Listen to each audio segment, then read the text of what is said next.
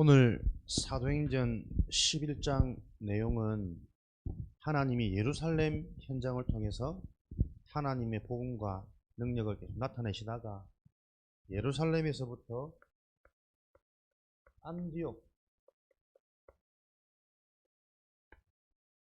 현장에서 본격적인 응답을 시작하시는 내용이 사도행전 11장부터 시작됩니다. 그래서 여러분들이 안디옥의 특징을 바르게 이해한다면 하나님은 성경 말씀대로 우리 삶에 본격적인 응답이 시작되어지는 것을 여러분들이 믿어지는 은혜가 있으시기 바랍니다. 요한복음 11장에 보면 너희가 믿을 때 하나님의 영광을 보리라. 하나님이 주시는 말씀을 가지고 믿어지는 은혜. 히브리서 11장 6절에 보면 믿음이 없이는 하나님을 기쁘시게 할 수 없나니. 다른 게 문제가 아니고 우리가 안 믿는 거예요. 더 정확히 말하면 안 믿어질 수밖에 없는 상태 속에 머물러 있단 말이에요. 하나님께 나아가는 자는 반드시 그가 계신 것과 그를 찾는 이에게 상 주시는 이심을 믿어야 할지니라.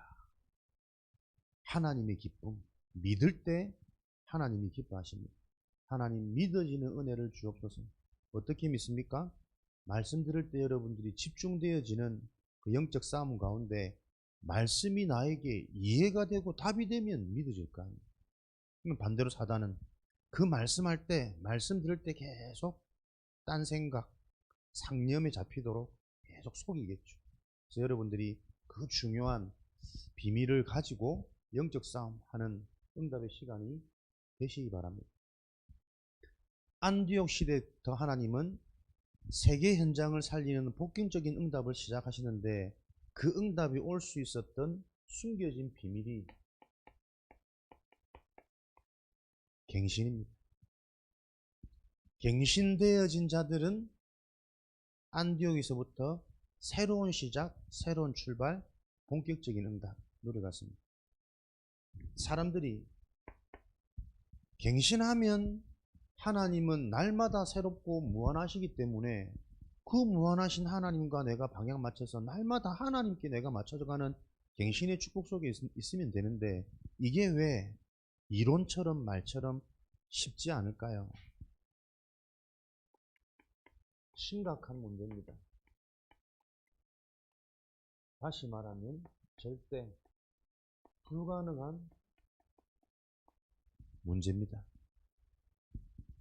그래서 신앙의 응답은 머리로 이해되어지는 수준을 넘어서 하나님이 은혜로 이해되어지게 믿어지게 하는 그 성령의 역사, 하나님의 은혜가 필요한 거죠.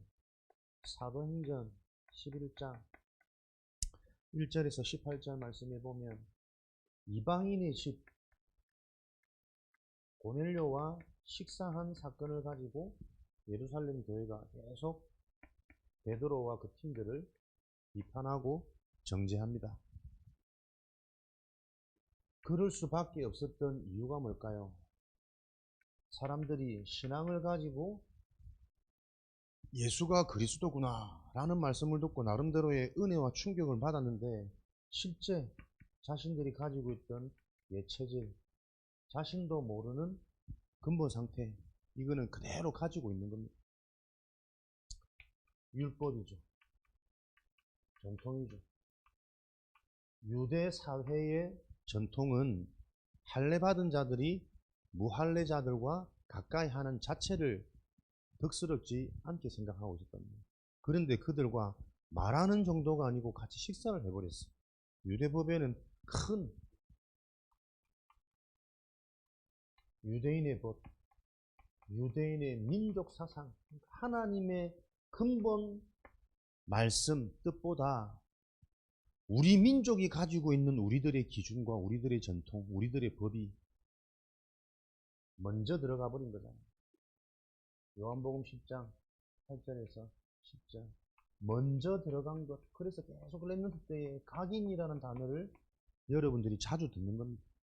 먼저 들어가서 나에게 사상이 되고 기준이 되고 답이 되어져 버린 그것, 그게 나의 체질이 되고 습관이 되고 운명이 되어서 자기들도 모르게 해. 그런데 더 무서운 것은 왜 이게 안 바뀌어지냐면, 이 예루살렘 교회, 예수가 그리스도라고 하나님의 은혜를 받은 유대인들에게 무엇이 먼저 들어가 있는지조차도 알지를 못하는 거예요. 내게 이래 틀린 것, 다른 것, 망할 것, 근본 불신앙이 들어가 있구나라는 것을 알면 이 문제를 해결할 하나님의 말씀과 은혜가 계속 확인되고 체험될 텐데, 무엇이 진짜 문제면 내 상태가 언젠지를 전혀 모르는 겁니다. 교회는 다니지만 정말 계속 말씀을 통해 주시는 근본 영적 상태, 영적 문제, 진짜 문제가 무엇이며 나의 상태가 무엇인지, 요거는 계속 한 귀로 듣고 한 귀로 흘리는 이 영적 무지, 영적인 무감각 속에 있는 거예요. 그러니 요 문제를 해결할 수 있는 하나님의 방법으로 하나님은 계속 복음의 말씀, 영적인 말씀, 영원한 치유를 갖다주는 말씀을 주시는데도 이 말씀을 못 알아듣는단 말이에요. 예수님이 이 12 제자들을 데리고 처음부터 너희들은 땅끝까지 만민에게로, 모든 민족에게 가서 이 천국 복음을 전파해야 되는 것이 너희를 부른 목적이고 너희의 사명이다. 예수님이 제자들에게, 베드로에게 분명히 말씀하셨거든. 많은 기적과 능력도 보여주셨거든. 그것을 듣고 본 베드로가 요 문제를 놓고 예루살렘 교회가 비판하고 정죄할 때에 너희들은 아직도 깨닫지 못하느냐? 예수님, 하나님께서 원하시는 것이 무엇이냐? 모든 사람, 모든 민족 만민에게 가서 이 천국 복음을 전하는 것이 하나님의 뜻이 아니냐? 라고 말해주면 거기에 또 예비된 자들이 어떤 반응이 일어날지 모르는데, 그렇게 말씀을 듣고도 그 현장 속에서 세계복음화의 하나님의 목표를 전하기보다 하나님께서 내게 가라고 환상을 보이시고 음성을 들리시는데 어찌 내가 안 갈 수가 있냐, 이렇게 자기도 모르게 자기 변명, 자기 합리화시키는 그 수준에 머물러 있다니까. 이 문제가 똑같이 진행되는 거예요. 사람들이 지금 그렇게 복음의 말씀을 들어도 하나님과 맞지 않는 상태, 그게 영적 상태고 영적인 문제란 말이에요. 이 부분이 안 되어지면 인생에 본론이 시작되어지지 않고 서론도 진행 안 되어지는, 갱신할 수 없는 상태가 계속 되어집니다.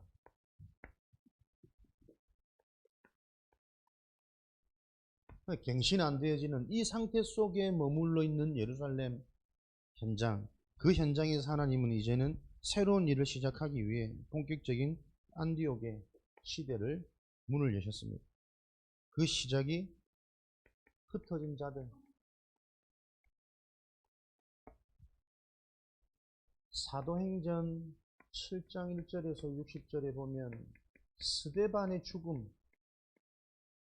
예수가 그리스도라는 이 천국 복음을 전하다가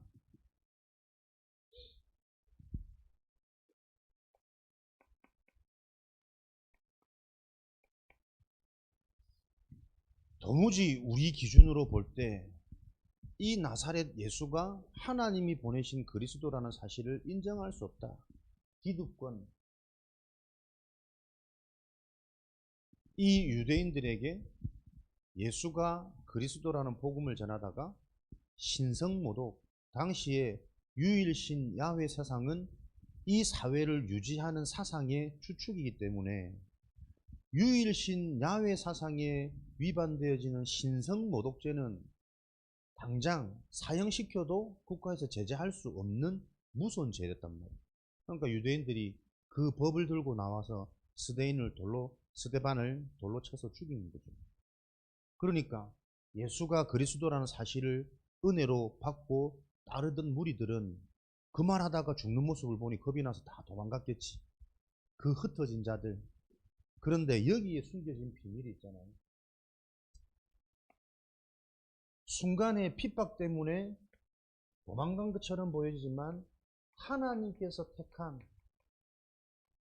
선택한 이사야 6장 13절에 남은 자, 그루터기, 렘넌트들은 죽음과 핍박 때문에 도망친 것처럼 보여지지만 사실은 하나님께서 숨기신 것이고 이들을 보호하신 거였잖아요. 그러니 흩어져서도 계속 예수가 그리스도라는 이 사실을 놓고 정말 예수가 하나님이신 그리스도인가? 질문하고 거기에 대한 묵상, 확인하는 개인들의 시간들을 가졌을 거란 말이에요. 그것을 보고 사도행전 17장 11절에는 베레아 사람들이 하나님의 말씀을 받는데 간절한 마음으로 중심으로 하나님의 말씀을 받고 간절한 마음으로 받은 그 말씀을 정말 그런가 하여 날마다 상고했더라. 따져 묻고 점검하고 질문하면서 답을 찾더라. 요게 제자들에게 주신 하나님의 응답이란 말이에요. 받은 말씀이 정말 그런가 하여 진짜 예수 그리스도 이름으로 사단이 무너지나? 사단이 무너진 증거로 내 생각과 내 마음과 내 상태가 변화되어지나? 변화되어진 나에게, 흑암이 무너진 나에게 하나님의 말씀을 듣는데 이 말씀이 계속 답이 되고 힘이 되고 확신되어지는 요 믿음이 오나? 날마다 그런가 하여 간절히 받은 그 말씀을 확인하고 질문한 베레아 사람, 흩어진 자들이 요 축복 속에 있었던 겁니다. 그래서 여러분들이 지금 말씀을 받고 여러분 때에는 대단한 능력과 기적과 응답 이전에 정말 이 복음이 맞는가? 영적 문제가 뭡니까?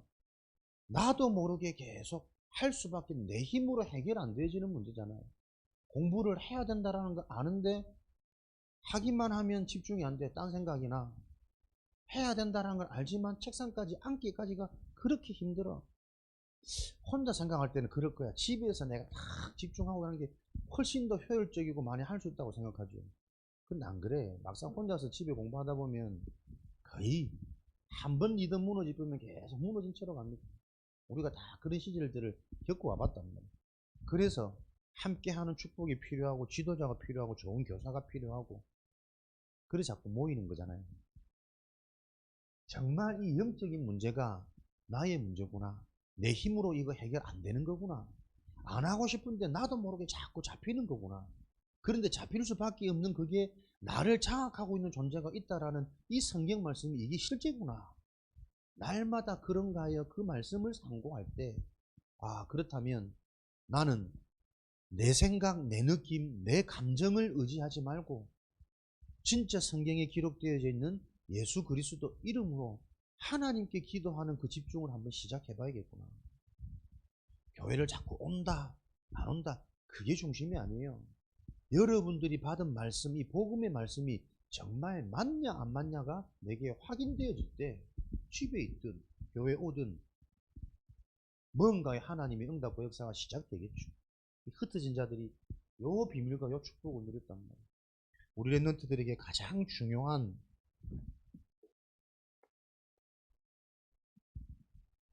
하나님이 숨겨놓은 시간. 그러나 하나님이 여러분을 보호하시고 여러분에게 어떤 계획을 가지고 지금 인도하고 계신지를 여러분들이 깨달아지는, 보여지는 그 은혜가 있는 날 되기를 바랍니다. 그래서 겉으로 보기에는 스데반의 죽음을 통해서 예수 믿는 자들이 다 도망간 것처럼 보이지만 그 현장에 하나님은 시대적인 전도자로 준비되었던 바울이 그 현장을 보고 계속 뭔가 모르게 생각이 남는 거예요. 어떻게 죽음 앞에서 이렇게 담대할 수 있지?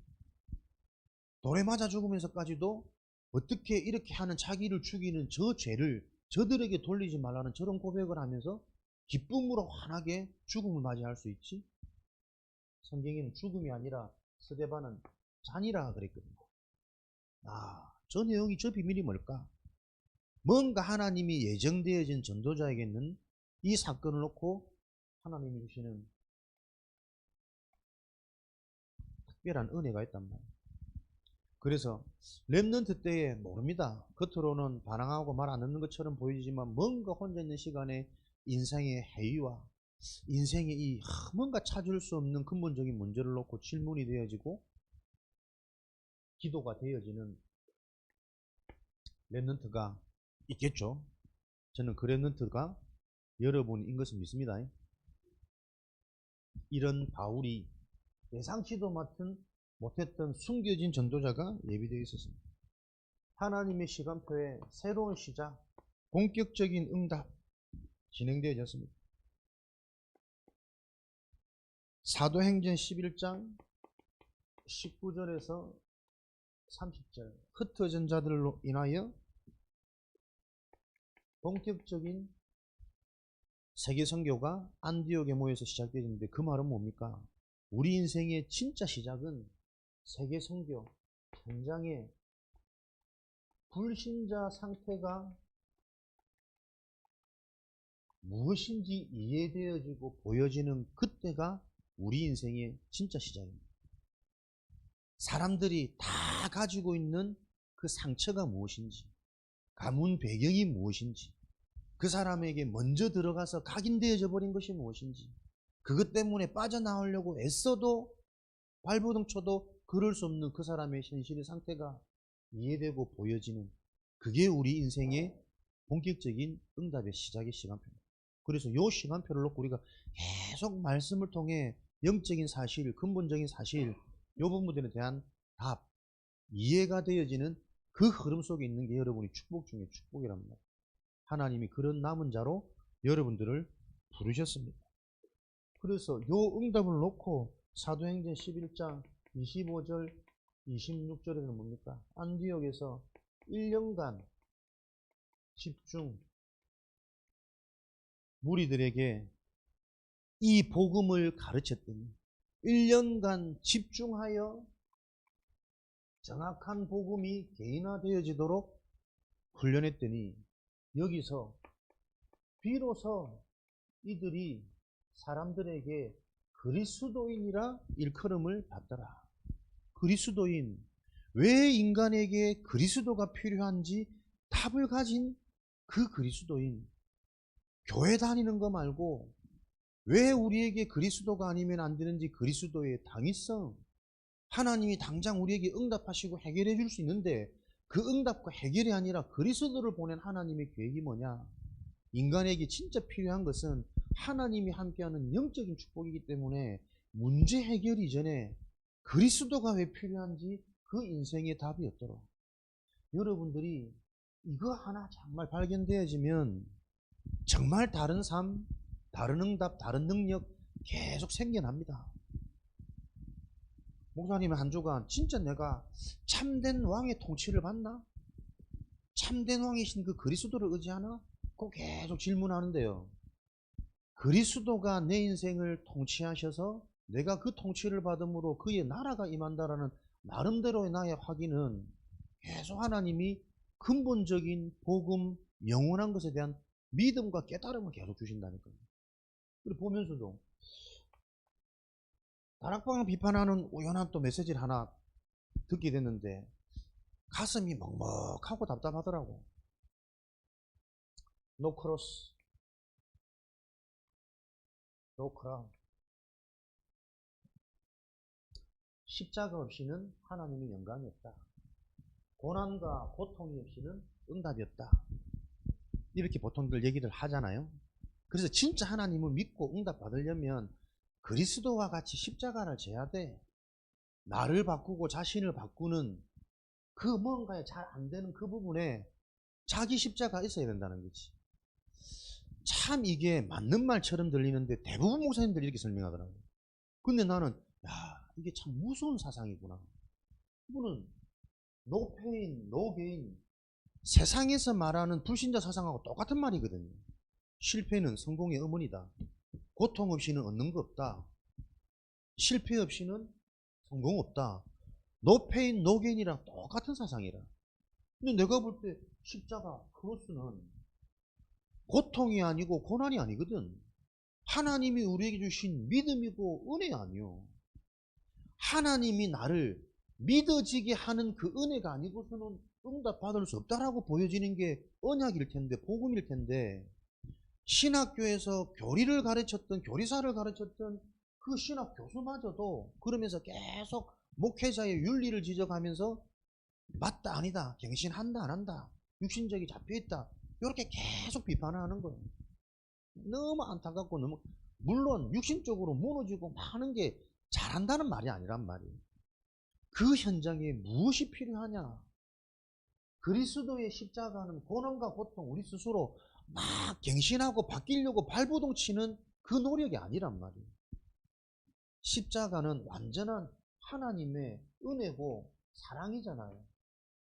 그 하나님의 은혜로 십자가의 비밀이, 십자가의 능력이 바르게 이해되고 믿어질 때 비로소 너희는 하나님의 영광을 보리라, 응답과 능력과 축복을 받게 되는 겁니다. 이 차이를 여러분 잘 모르시겠죠? 나는 갑자기 그 생각이 드는데, 그렇지, 세상이 이토록 뒤죽박죽 섞여가지고 엉망진창이구나. 교회 가서 예배를 드리고 하나님의 말씀을 듣는데도 불구하고 근본 치유가 될 수 없는 틀린 사상들이 교회에 너무 많이 들어와 있구나. 저는 그거 확인되어지면서 진짜 우리 인생에 참된 왕 되시는 예수 그리스도가 통치하지 않으시면 내게 들어간 사상은 이론은 그게 맞거든. 진짜 하나님 믿으면 하나님과 같이 예수님을 닮아야지, 같이 십자가를 져야지. 그게 진짜 기준이 없으면 그럴듯한 말씀처럼 들린다니까. 근데 완전 이건 예수 그리스도를 무시하는 발언이에요. 우리가 해결할 수 없는 그 문제를 놓고 그리스도께서 십자가를 지시는데 우리가 무엇이건데 그거와 똑같이 또 십자가를 지란 말이에요. 완전 복음 사상과 위배된 이 내용을 가지고 막 피를 튀겨가며 막 비판하고 소리 이러는데 내가 참 신학서적 많이 읽은 저게 죄구나. 저 어설픈 인간의 지식과 사상을 가지고 하나님을 재고 있는 이 인간의 상태가 이해 안 된 저게 죄구나. 무엇이 재앙입니까? 생명을 전달해도, 근본 치유가 될 수 있는 언약을 전달해도 그것을 들을 수 없는 그 상태가 재앙이라니까. 근본을 들을 수 없는 상태, 근본이 도무지 이해가 안 되는 상태. 결국은 뭡니까? 내가 계속 높아져 있어서 그래요. 나의 학설, 나의 사상, 나의 교육이 높아져 있으니 하나님의 것을 받아들일 수 없는 하나님보다 높아진 상태를 모르는 거지. 이렇게 복음의 내용도 인간의 학술로 해석해서 얘기하는 교회의 지금 현 상황들이 남은 자, 렘넌트들만 정말 희망이고 소망이라는 것을 다시 한번 확인하는 여러분 때에 정확한 복음이 바르게 들어가고 바르게 체험되어져야 돼요. 안 그러면 내게 먼저 들어가 버리면 뭔가 답이 되고 힘이 되는 철학, 세상 이론의 그 뭔가 이게 확신으로 들어가 버리면 그 좀처럼 안 바뀌게 됩니다. 요 축복을 놓고 하나님은 올바른 집중과 훈련을 통해서 정확한 복음이 개인화되어지는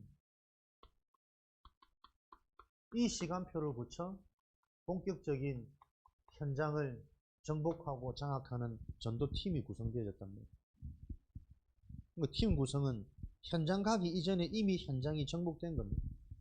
여러분의 인생이 모자의 축복이 임하는 그 만남의 축복으로 내 인생이 팀 구성이 되어진다면 어딜 가든 인도받고 하나님의 역사가 보여질 거 아니에요. 그 축복이 우리 인생에 임하도록 하나님, 안디옥 시대가 무엇입니까? 요 질문에 대한 여러분들이 간단한 답만 알고 있어도 한 주간 그거 계속 생각하시란 말이에요. 하나님이 내 인생의 본격적인 응답은 복음으로, 언약으로, 은혜로 갱신될 때 하나님은 본격적인 응답하시구나. 하나님이 지금도 말씀 주셔가지고 우리가 갱신하는 것이 아니라 말씀으로 하나님이 우리를 바꾸시는 갱신의 축복을 주시는 거예요. 오늘도 여러분 예배를 통해서 이 하나님이 하시는 일이 느껴지고 확인되어지는 영적 서밋, 영적인 눈, 영적인 감각, 살아나는 축복 누리시기를 그리스도 이름으로 축복합니다. 살아계신 하나님, 안디옥 시대의 언약이 우리 삶에 바르게 적용되어지는 은혜가 있도록 축복하여 주옵소서. 오늘도 하나님의 말씀으로, 정확한 복음으로, 절대 가능한 하나님의 은혜로 갱신되어지는 축복 속에 우리 남은 자 후대들이 일어나도록 축복하여 주옵소서. 예수 그리스도 이름으로 기도합니다. 하나님께 찬양 드리겠습니다.